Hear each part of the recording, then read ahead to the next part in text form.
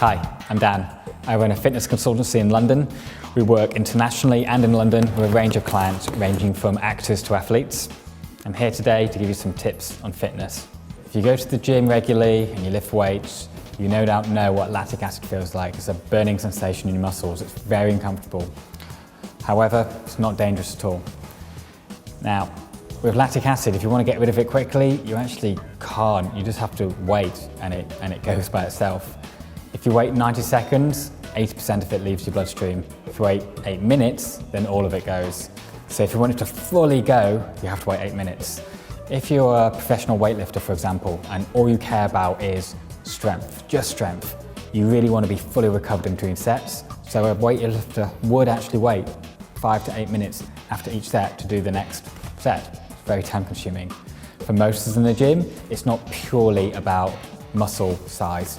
It's a combination of things, getting fit and toning, blah, blah, blah. So I would recommend waiting 90 seconds between sets. If you wait 90 seconds, most of the lactic acid, around about 80%, according to the most recent studies, leaves your bloodstream. That means you're good to go for the next set.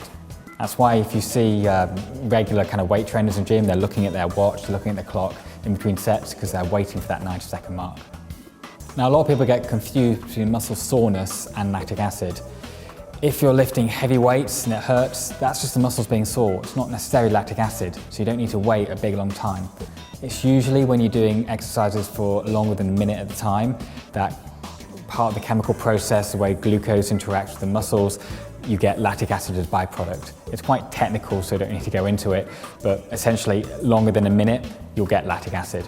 Less than a minute, it's probably not lactic acid, it's just muscle soreness.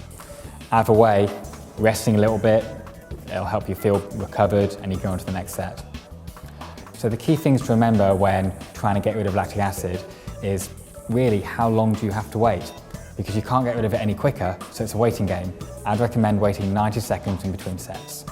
Certain activities produce more lactic acid than others. High kind of power events such as sprinting, 400-meter sprint, rock climbing, these kind of things produce a lot of lactic acid. You can actually train to get better equipped to deal with it. It's called lactic acid threshold training. Basically, if you push yourself through and keep on going when you get lactic acid, your body adapts and becomes more resilient towards it. Someone like a cyclist, for example, they're fantastic at getting rid of lactic acid because they're constantly pushing through their lactate threshold. So if you want to get rid of it, push through it. If you want it to go, just wait. And there's some tips on how to get rid of lactic acid quickly.